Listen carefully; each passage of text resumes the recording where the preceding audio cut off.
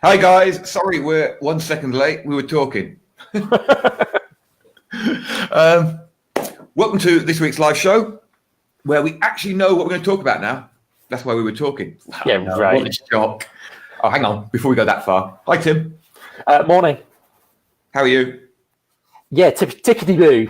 Tickety-boo. Tickety-boo, yes. Lovely. Yeah, if you follow British politics, you'll understand that us British people are now just embarrassed by our so-called politicians. And like the press conference, I don't know whether you've seen the press conference between Jean-Claude Juncker and Donald Tusk. Yeah, that was funny. That's proper politics. That's proper politics. And the thing is, the British media will not get their humour because I lived in Luxembourg for 10 years, and Jean-Claude Juncker was like the top guy in Luxembourg at that time. And you understand that humour, his way of, and say the British media just won't take it like that. They'll just go, oh well, they're just laughing at us, and it's like, well, no, come on. But no, it's pretty hilarious. Hello, Martin. Hello, Kevin. How you doing, guys? Good to see you on here. I'm sure we're not meant to be talking about politics on this kind of show. We try not to talk about politics, but it's kind of dominated, what's going on this week. I think the word cluster fudge comes to mind. Well, something like that, yes. Right. So, what we're going to talk about today? I've got a book to talk about as well. Oh, go on. Let's talk about the book first. This is actually something that this is a book, and I've got it by my side, and it's been on my bookshelf for about 10 years, maybe 12 years. And I've read it probably about half a dozen times. The thing is every time I read it, I go, oh, shit, yeah, go back to the basics, the simple things, the obvious marketing stuff. And the book is...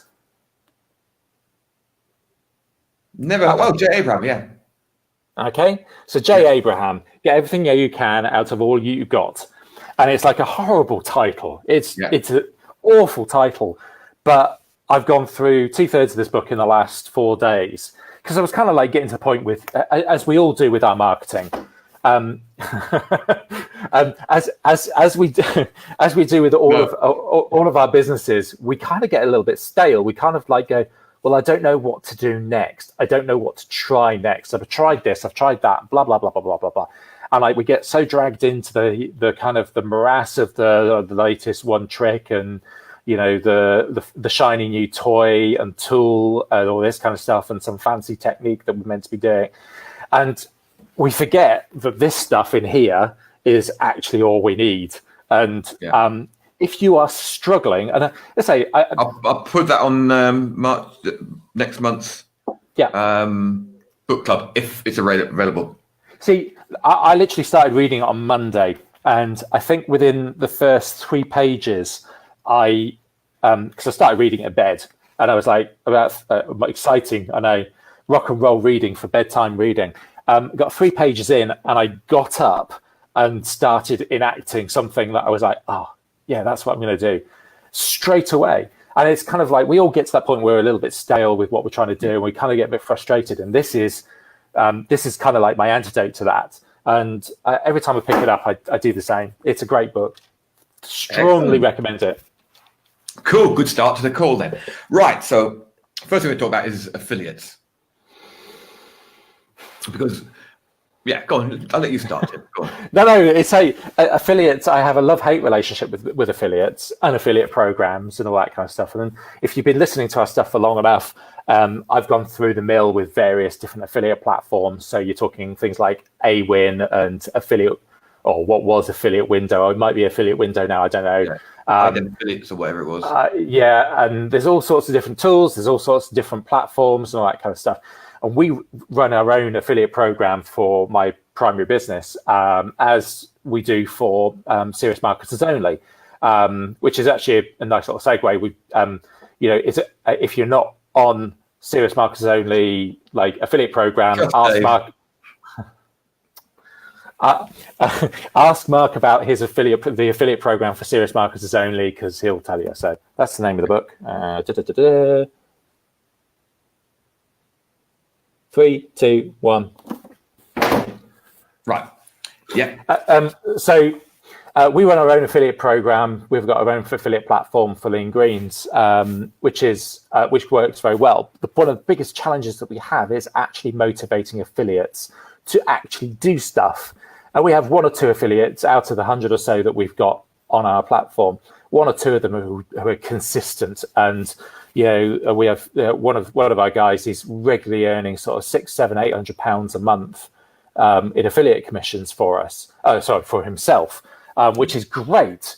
I'd just love to have 10 of him. And that's just, imagine that's the same for every business owner who runs an affiliate program.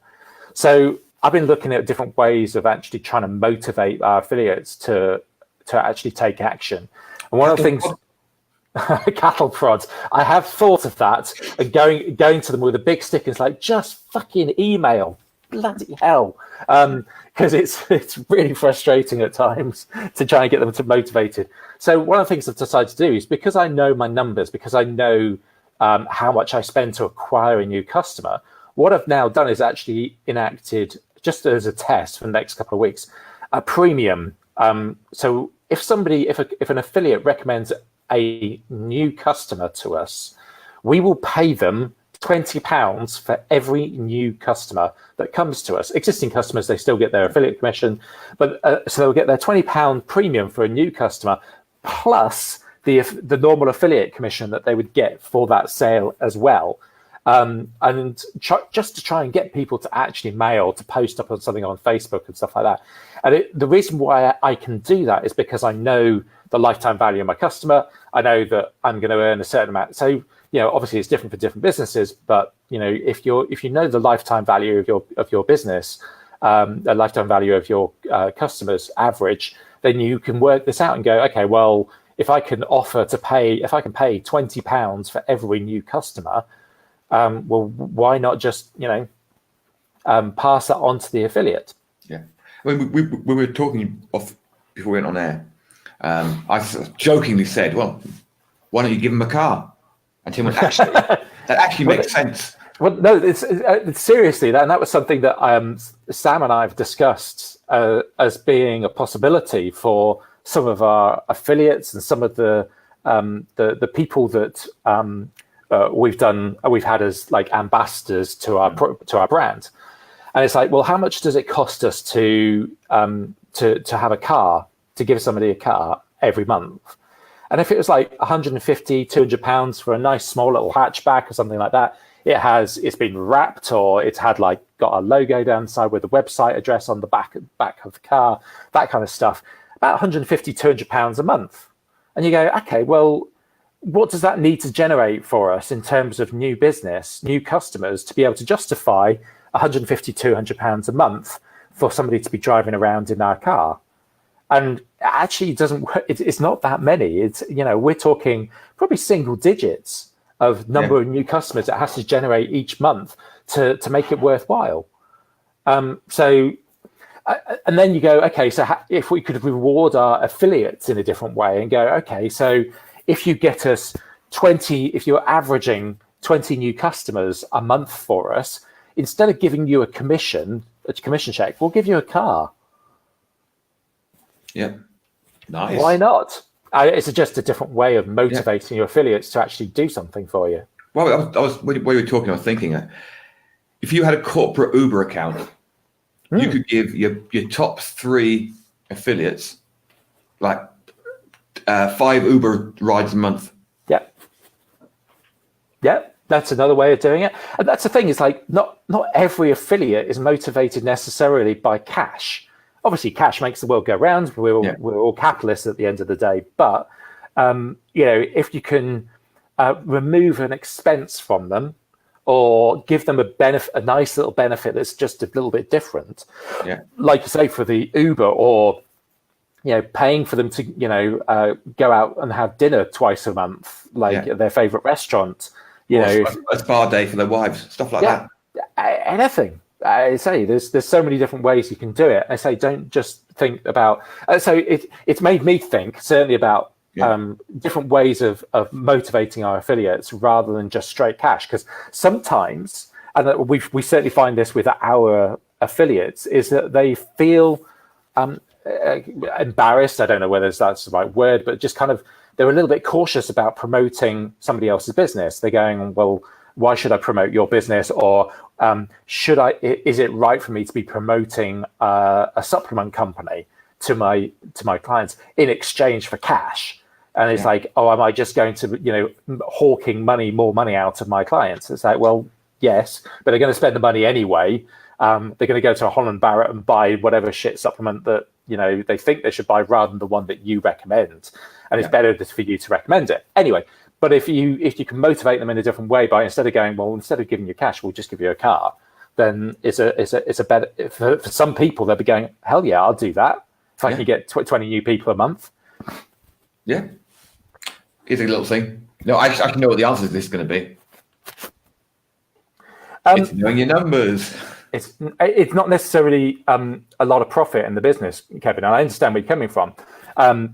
It's actually understanding the long-term value of that customer.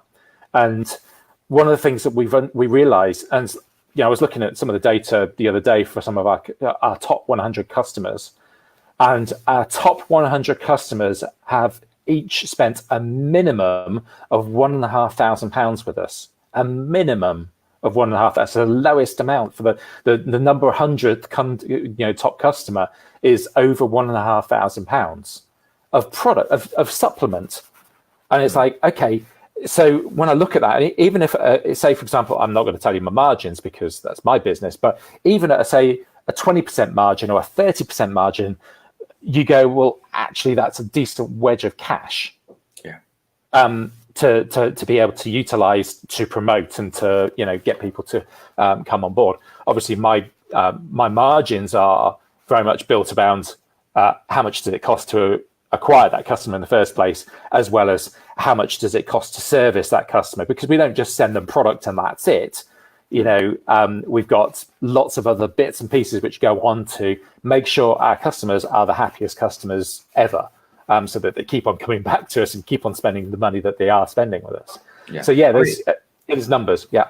Yeah. I mean, if let's say you've got a product that sells for $10 and it's a subscription product, and the average time someone stays is 12 months, right? So that's $120. You know that you can spend $60 getting one customer. Yep. And you're going to make a profit. Yep. So it all comes down to numbers. And this is the thing, is like people go, well, how can I get the cheapest customers possible or the customers as cheaply as possible? No, that's the wrong way to think about it. How much can you spend? What's the most that you can spend to acquire the best customers? So if you have the ability to go out and go, well, say, for example, Holland & Barrett are spending, I don't know, £20 to acquire a new customer, and I can spend 30, then I win. I win on Facebook. I win on every advertising platform known to man. I win on all different levels because the quality of the customer that I can reach with my £30 rather than the £20 is significantly better, is significantly higher. So I choose where to spend my money very carefully to acquire a new customer. So I'm not looking to get the cheapest clicks. I'm not looking to get the cheapest video views or the cheapest page post engagements or all that kind of thing, or the cheapest add to carts. I'm looking to get the highest value, the highest cost ones, because those are the ones that are most likely to convert for me. Yeah. Are you having an earthquake there? Yeah, it's just my it's my standing desk. I'm starting to feel sick. I mean, I know you made a decision, was it 18 months ago, to stop targeting gym rats and start targeting the yummy mummy who does yoga. Yeah, while our husband's in his $50,000 a month or pound a month job. I would probably go. It's probably been longer than that that we stopped. It's not necessarily stopped. It's kind of like we just changed our focus to go, okay, so this is the type of customer that we truly know is our best customer. And I kind of went, okay, well, actually, our best customer is the stay-at-home mum, who lives in the posh parts of London, Teddington, Kingston upon Thames, all that kind of thing, who has their kids in private school, and they take them. They've got a pony, and they've got they go on 2 major holidays every year, plus like they'll go on mini trips every other month, kind of thing. They go to the best cafes, they go to the best salons and spas and stuff like that. That's the type of customer that we're trying to attract, because yes, it costs more to reach them, but for us, it creates a much better quality customer that stays with us much, much longer. Yeah, exactly. What was the question? Right, we've got a few there. Actually, we might as well just continue on this because it's a really good topic. And we can cover the other stuff later. Yep. Right, so we've got 2 here. Let's go Dave first. Have you targeted the green smoothie mummies? Green smoothie mummies, the ones who go to like your smoothie bars, or they go into like the posh or the nicer cafes that do the subculture is massive and rabid. Absolutely, yeah, it is. It's the people who have like the most expensive smoothie making machines. They don't just have a NutriBullet. Yeah. They have like the £500 South Beach, whatever it is, isn't it? Juicing machine, as well as the smoothie maker that cleans itself and does all sorts of fancy stuff and all that kind of thing. Yeah, those are the kind of people that we market to. We're looking to get to reach those types of people. Yeah. And they share, words. One of the things that we implemented a couple of weeks ago, which we've kind of bitten back on so many times and never really got around to, because I couldn't find the right platform for it, but a customer referral program. And if you've ever come across, I don't know, not everybody's got on Shopify or things like that, but there's a lot of these referral platforms, things like Referral Candy is one of the primary ones in the marketplace. And you look at the amount of money that the charges, it's like $97 a month to use their platform, plus they'll take 5% of off the top of any referred purchases, which is outrageous in my own mind. It's just like, that's just daylight robbery. However, I found a platform which is much more simple, it charges less and doesn't charge commission. So we've started a customer referral program. So, what's it say? It's bloody Martin messaging me. Martin. Well, where is it? There, left a bit. Can't see it. That's bloody Martin. Martin, what are you messaging me for? Upside down. Upside down. So a customer referral program for us is something that we've not really integrated.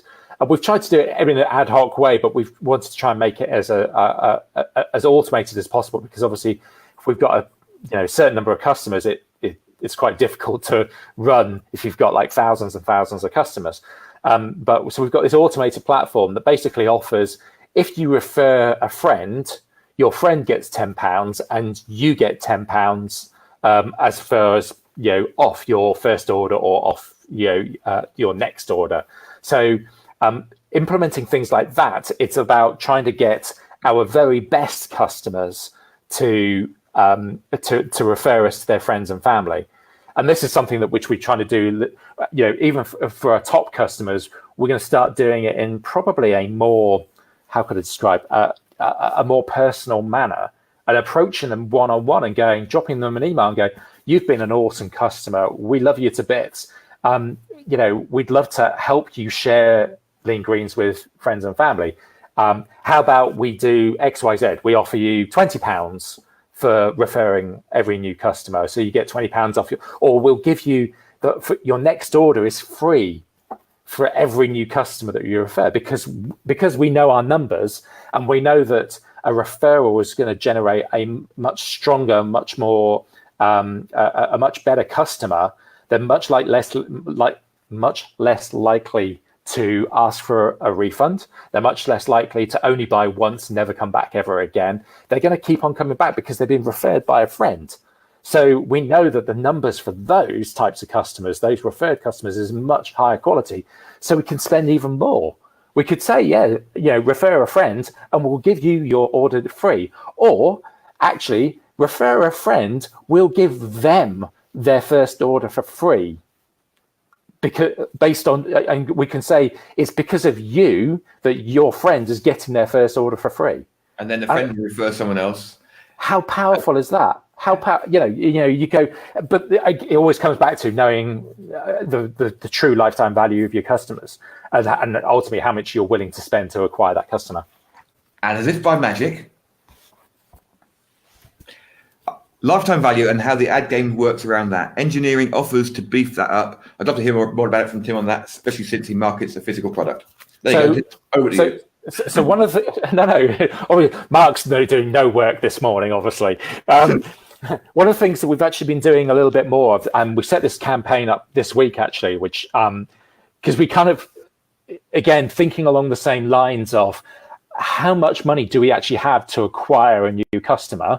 How much can we legitimately spend on the front end to acquire them? And it's like, okay, so what bundle can we put together for them? So if we want them to buy Lean Greens, we don't want to devalue that product by giving them a massive discount, because that's one of the challenges you have is like going, okay, you don't want to suddenly go, oh, well, we'll give you 75% off if you become a new customer. It's kind of a bit like begging. However, if you go Lean Greens, it's £45, pay full price for Lean Greens, but we'll also chuck in a water bottle, another message from Martin probably. Heather today. Oh, Heather, all right. We'll chuck in a water bottle that tracks the amount of water that you drink every day. So one of these fancy water bottles, aluminium water bottles, they cost us £16 to buy that particular to buy that water bottle. So something that we're looking into is like get hold of one of these really, really high quality things and get our logo like laser etched or whatever on the side of it. But also to add into that, we'll chuck in a tub of our Amber Boost product, our turmeric, which is kind of like a bit of a linchpin at the moment. Turmeric seems to be the product that everybody's talking about, everybody's buying at the moment. It's one of the main products that's one of the best sellers on Amazon and things like that. So we chuck that in to the package for free as well, so that you can sample that. It's like, okay, well, what else can we chuck into this bundle? So you keep on going deeper and deeper and deeper and go, well, actually, I can spend up to £25 to acquire 25 or £30 or whatever to acquire this customer. I can make that bundle like really, really powerful and really strong, but still maintaining Lean Greens and putting that on the pedestal and going, this is £45. This is still £45. Everything else is a bonus for you signing up today. Yeah. So that's those are the kind of offers in that sense that I'm creating at the moment to try and convert a new customer.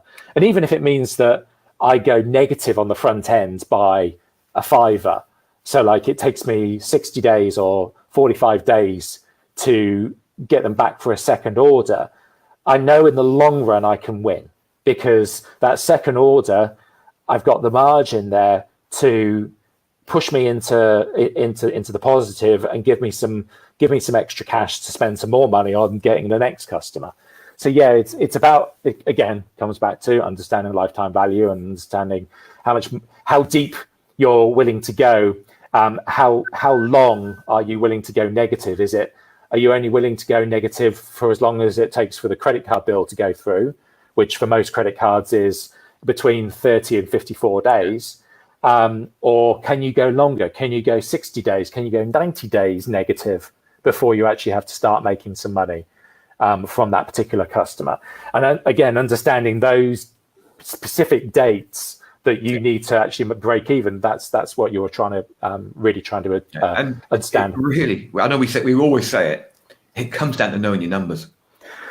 I know it's frustrating when I say that, because I know years ago when I first started Lean Greens, I didn't, and I spent the first couple of years winging it, because we did really well to start with Lean Greens. We were acquiring new customers very, very quickly based upon the audiences that we already had a reach with.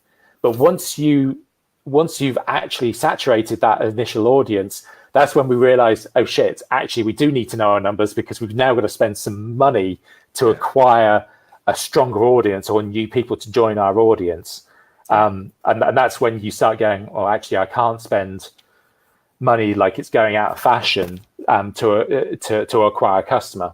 So here's an interesting point from Ian. Sorry, go back to the one before. Go back to the previous one. Sorry, about discounts. There's something which my friend, our good friend Michael Christen, talks about quite a lot. Is discounting. Pop up now. I know, he probably will. I don't know. But he's not here today. I promise he's not here.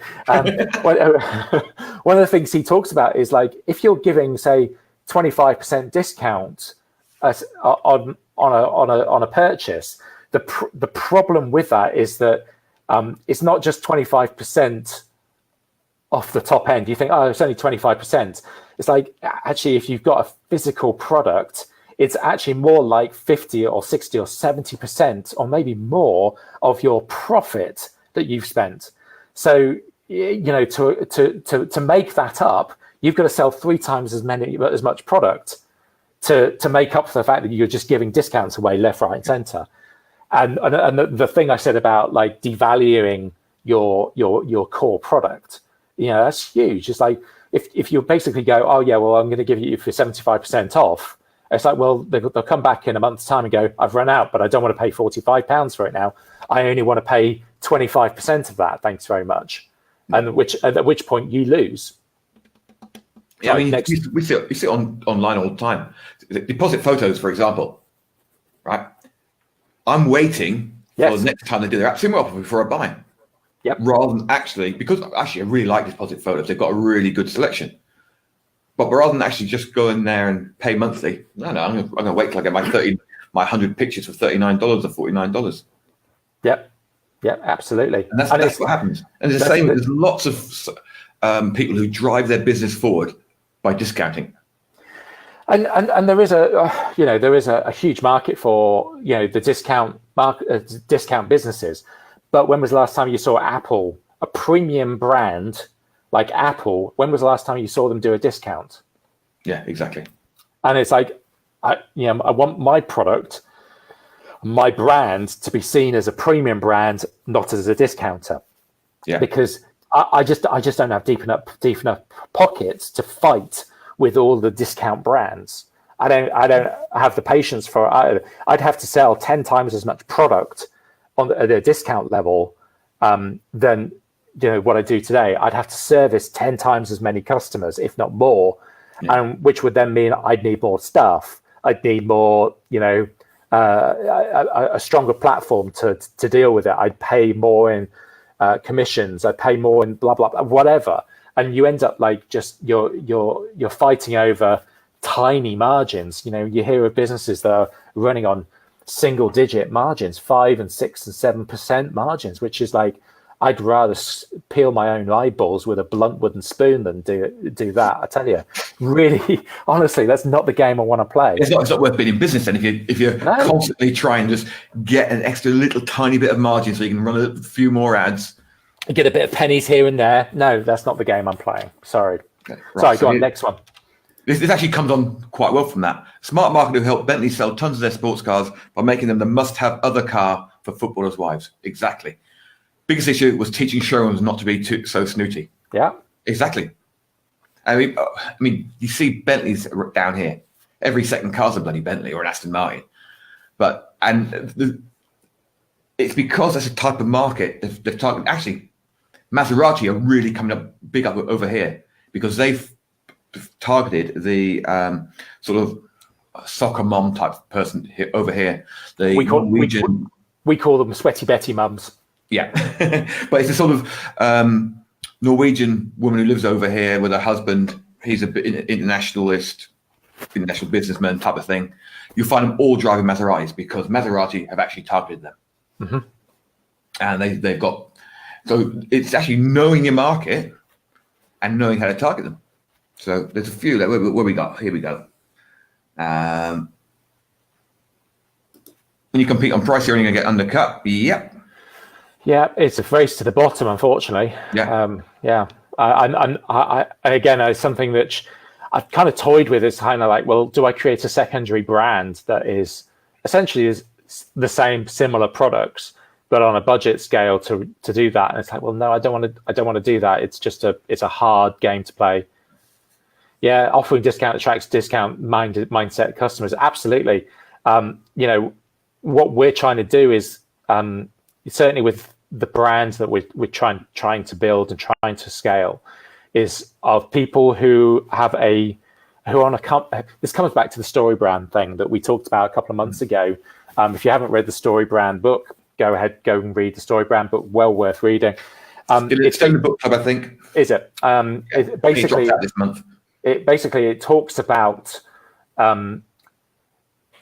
addressing your customers on the journey that they're on. That's basically what we're trying to do. Is like, my customers are on a journey to either lose weight or to get rid of their cravings. They're fed up with like this, that, and the other.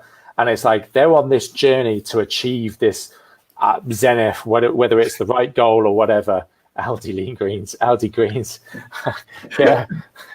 They're on Amazon, the equivalent Aldi version, and we sell we make as much money as the guy who's at number 1, even though we're at number 5 on Amazon.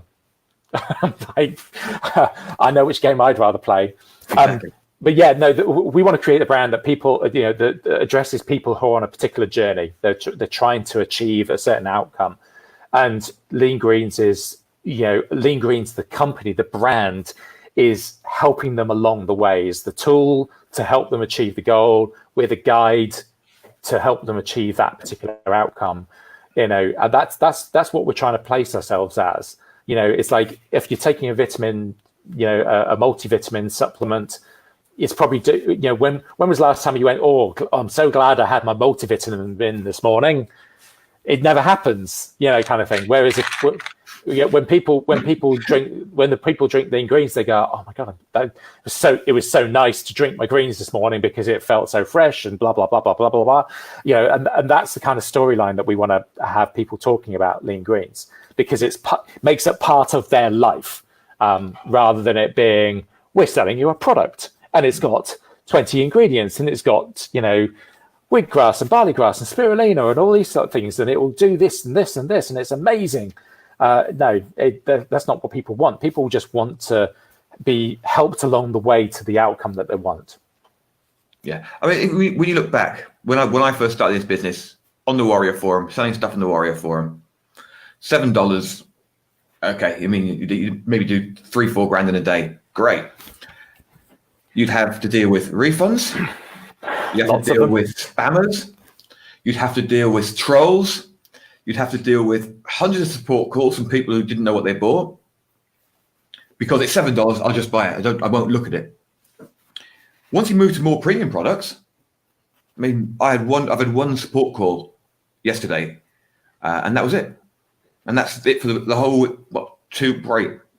I've had 2 in the last week, I think. And I think it's something that a lot of people go, well, they think the price point that they're going to set on their product, they have too much of an attachment to the price of what they're setting, and they think they kind of almost go, well, would I pay that amount to buy my product? And it's like, if I'm being really honest, what would that answer be? And it's like, you are the worst person as a marketer. You are the worst person to set your price, which is why, we test different price points, everything from, and I'm not going to tell you where to find it, but we test everything from 35 up to £50 price point on Lean Greens. And it's like, we found that sweet spot of 45 is, that's where people will buy. And we end up finding that more people buy at 45, in quantity of products, more people buy at 45 than at 35. And you're going, well, as marketers, we go, but that can't be right. Surely if you make it cheaper, more people would buy. And it's like, no, actually, it's not true.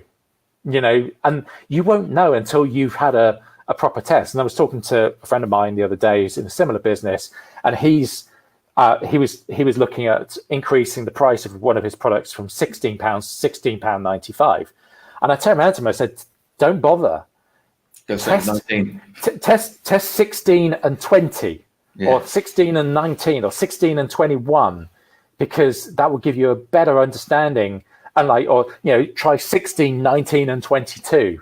See which one creates the best quality customer, or the most customers. And you might be surprised that you're just leaving a bunch of money on the table because you think that you're setting a price based upon what people can stomach.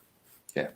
No, I know what my sort of maximum price level is now because I've tested loads and loads of prices, and I know the ones that work. So I'm not going to tell people what they are, but yeah, and it is just a process of elimination.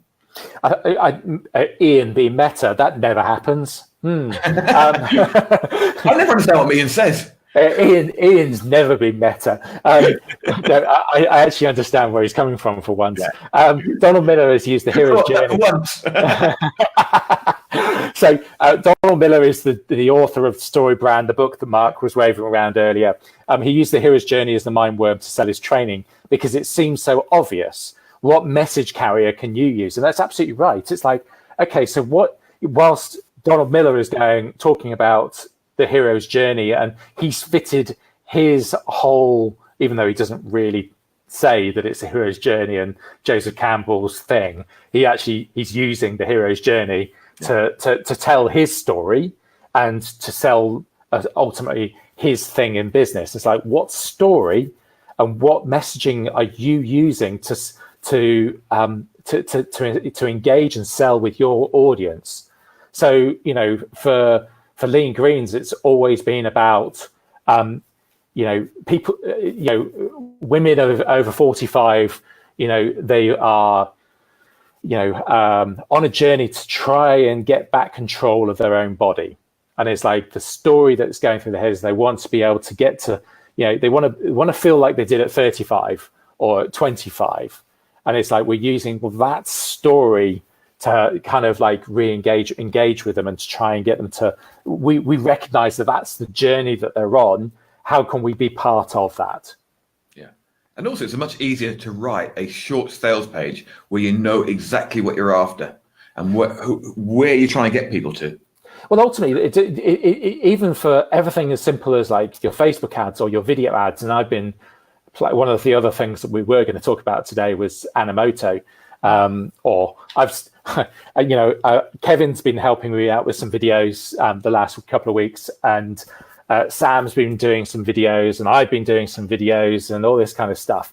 And it's just trying to come up with the scripts for those particular video ads.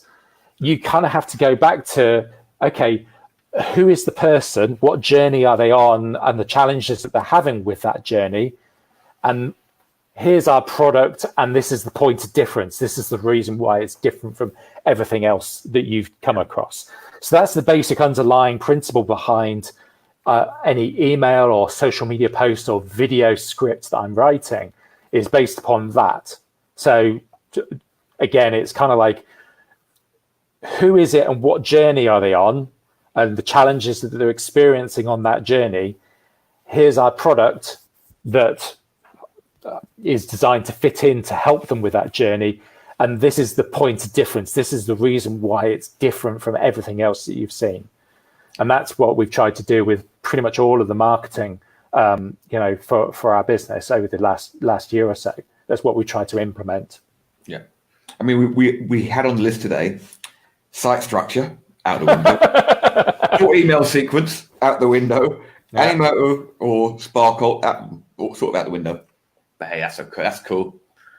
I'm interested because this stuff is like, this is kind of core principles of marketing to me. It's like the stuff that keeps me awake at night. It's the stuff that when I wake up first thing in the morning, I'm like, what message can we put out there today, this week, this month, to actually help people go through, to achieve the result that help them on the journey that they're on. And this is the fundamentals, this is the principles of marketing that we talk about, rather than it being all about tools and what's the latest ad trick and all that kind of stuff. Just look at the Grammarly video ads, all journey story for a feckin' spelling app. Yeah. Absolutely. The bloke is going to do his new job, isn't he? some of those are, and obviously they're using influencers, they're using star names and stuff like that as well to promote their stuff. So, the people that are having their video ads are bloggers, are influencers and things like that. So like certain people will like go, oh, I know who that person is. I've read some of their stuff. Be me. I can't remember the influencer from if they sat next to me. But no, it's as Dave says, they're all the ads, all the video ads, or what's the journey that they're on? What thing are they doing? What's their life like? Are they, I spend my days sat writing, and 90% of my day is spent writing blog posts. Yeah, I use Grammarly because it helps me because my spelling is not perfect, because my grammar isn't perfect. I use Grammarly every day. And it's like, what are they doing? What's the problem they have? How does this tool fit in? I just find it thoroughly annoying because it never works once you work on. No, but at the same time, it's kind of like the same as watching, say, an advert for GoDaddy or for 1&1 or whatever, Ionos or whatever. I don't know if you've seen those TV ads for Ionos, which is the new name in email and websites. Oh yeah, what you mean A1 or whatever? Well, it used to be one-to-one. It used to be something like that. Didn't it? Yeah, 1&1 or one-to-one or something like that. Yeah, I had them once. They were the worst company I ever dealt. No wonder they changed their name. Yeah, but exactly. But they go. So the adverts are like so retarded for people like you and I. You go, well, that's a bit dumb because who doesn't know how to set up an email account? Yeah. And then you go, well, actually, probably about 95% of the population have no idea how to set up an email account. And it's like, that's why so many of them have got like, hotlips99 at hotmail.com for their on their CVs. On their CVs, but also on the back of the van for the local builder. It's like email hotlips99 to get a customized quote. It's like, yeah, but that's the problem. But 1&1, Ionos, or whatever they called, have basically gone, we'll do it for you. We'll show you how to do it. It's easy. Yeah. Ah, dear. Sometimes we're actually victims of our own knowledge and assumptions that we know everything. I do sometimes wonder if I'm too smart for this world. I've never wondered that, Tim. Never crossed my mind. Am I too smart for this business? Because when you see some Muppets out there who are, some of them are very, very switched on, but you see some of them out there and you go, Jesus, how the fuck are you so successful? You're a numpty. You haven't got a clue, but it's their ignorance is bliss, and they just, a little bit of knowledge is a dangerous thing. What do they call it? It's the Dunning-Kruger effect. It's the people. Yeah. Yeah, you watched that as well, did you? Yes. Yeah. Dunning-Kruger effect. On the curve, wasn't it? Yeah, exactly. Dunning-Kruger effect. Yeah, brilliant. Well, it's like I have, I have imposter syndrome on a regular basis about being part of Serious Marketers Only, or no, I do, because I'm like, well, who am I to say that I'm right and everybody else is wrong? Am I truly an expert, or am I just a muppet like the rest of them? And I'm like, well, I'm not good enough to be this person. So I think what we've got is experience, mate. We're experienced. Yeah, there you go. Been there, done it, got the T-shirt. Yeah. Anyway, we should really stop this rambling for now before I dig myself into a hole and everybody realizes I am actually a Muppet. When I think about being a Muppet, I think of myself as Scooter. Really? Yeah. I thought you looked more like Stadler and Waldorf. Right, and on that note, goodbye, guys. See you next week, same time, same place. Bye. Bye.